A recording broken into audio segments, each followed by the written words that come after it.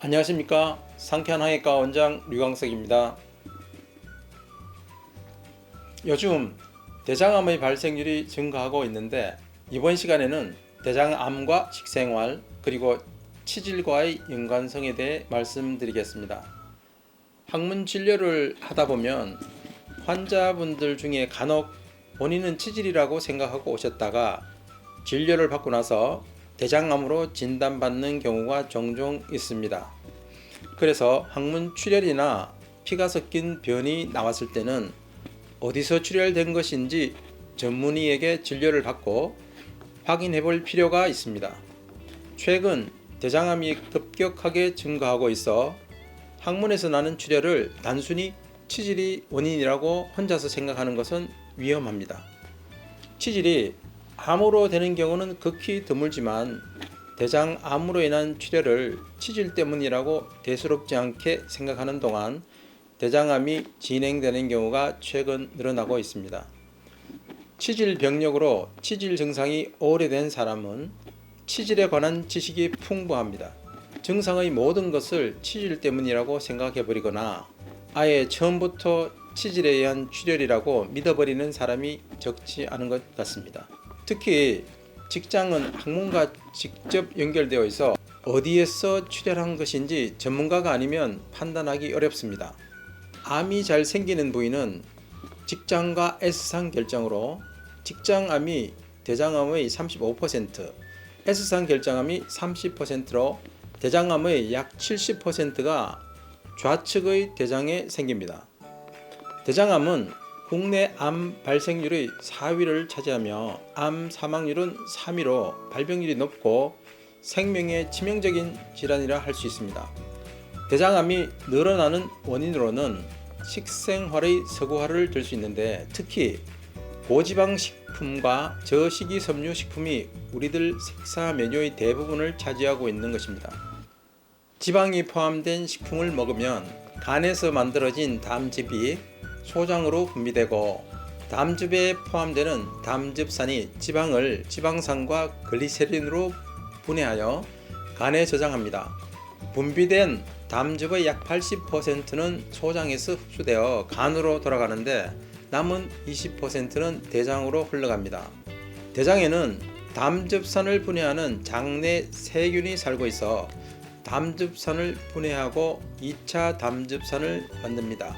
그런데 이 2차 담즙산에는 바람을 촉진하는 기능이 있습니다. 따라서 고지방 식품을 많이 먹으면 다량의 지방을 분해하기 위해 다량의 담즙이 분비되고 또 대장에도 많은 2차 담즙산이 생기게 되므로 대장암의 발생률이 높아집니다. 식이섬유에는 장내 발암물질을 체외로 배출하는 기능이 있으므로 식이섬유를 많이 섭취하면 대장암 예방이 됩니다. 식생활과 대장암 발생의 연관성에 대한 연구에 따르면 아프리카 농민들은 대장암 등의 대장질환이 적다는 사실을 알게 되었습니다. 그리고 아프리카 농민의 배변량과 영국인 학생의 배변량 그리고 먹은 후로부터 변이 되어 배설되기까지의 시간을 측정해 보았습니다. 아프리카 농민의 하루 배설량이 평균 470g, 소화관 통과 시간이 하루 평균 36시간, 영국인 학생의 하루 배설량이 평균 104g, 소화관 통과 시간이 평균 72시간이라는 것을 알 수 있었습니다. 소화관 통과 시간은 먹은 후부터 소장을 통과하기까지는 양쪽 모두 거의 같았지만 대장에서 머무는 시간이 전혀 달랐던 것입니다. 영국인 학생은 아프리카 농민의 약 2배에 해당하는 73시간이나 변을 대장에 담아두고 있었습니다. 이 정도로 긴 시간 변이 대장에 있으면 변은 장내의 나쁜균에 의해 부패되고 발암물질이나 인체에 유해한 물질을 대량으로 발생시켜 나아가서는 발암 촉진 물질인 2차 담즙산이 오랫동안 대장에서 멈춰 있게 됩니다. 그리고 식사 내용을 조사해 본 결과 아프리카 농민이 식이섬유소를 많이 섭취하고 있다는 사실을 알게 된 것입니다. 이 연구에서 식이섬유 섭취가 변비 개선에 효과가 있다는 사실을 알게 되었습니다. 국민들이 하루에 섭취하는 총 칼로리 내역을 해마다 조사한 결과가 있습니다. 그것에 의하면 총 칼로리 섭취량에서는 크게 변화는 보이지 않습니다. 하지만 지방 섭취 비율은 30년간 과거 9%에서 26%로 약 3배로 증가했습니다. 특히 한국의 20세 젊은이들은 미국의 지방 섭취량과 거의 같은 약을 먹고 있습니다. 대장암은 40대 이상 중년 이상에서 많이 발생하는 암입니다. 따라서 현재의 젊은이들이 40세를 맞이할 즈음에는 대장암의 발생률은 더더욱 증가할 수 있을 것입니다. 한편 대장암에 의한 사망률은 그 정도로 증가하지는 않습니다.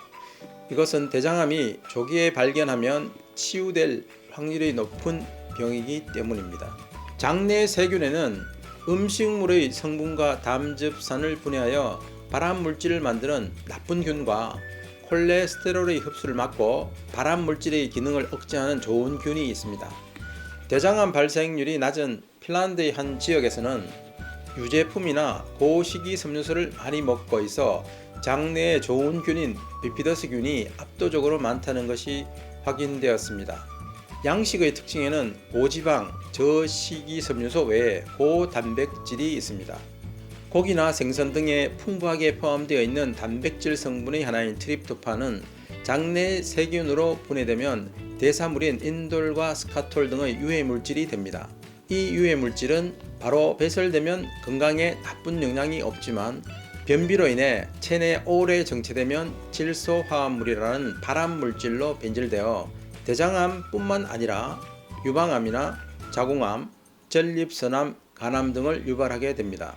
좋은 비피더스균이 많으면 이 발암물질들의 발생을 억제할 수 있다고 알려져 있습니다.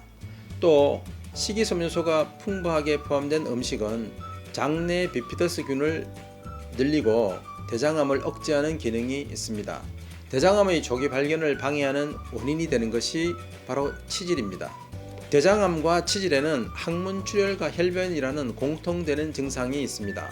그것 때문에 대장암에 의한 출혈을 치질이라고 생각하여 그대로 방치해두는 경우가 많이 보여집니다.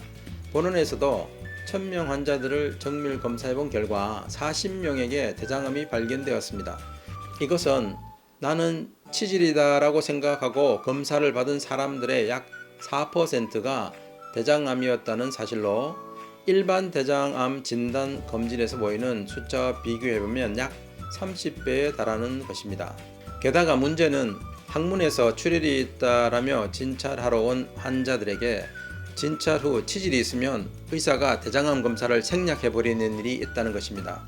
또 대장암 검사를 해도 이상이 없이 치질이 발견된 경우 그 한참 후에 대장암에 의한 출혈이 생겨도 본인이 또 치질이겠지 라고 생각해 버리는 경우가 있습니다. 따라서 나는 치질이 있다 라고 생각하는 사람은 특히 주의가 필요합니다. 출혈과 혈변이 있으면 반드시 의사의 진찰을 받아 대장암 검사를 하시면 좋겠습니다. 또 이상이 없더라도 2년에 한 번은 대장암 검사를 받아 체크하는 습관을 갖도록 하십시오. 감사합니다.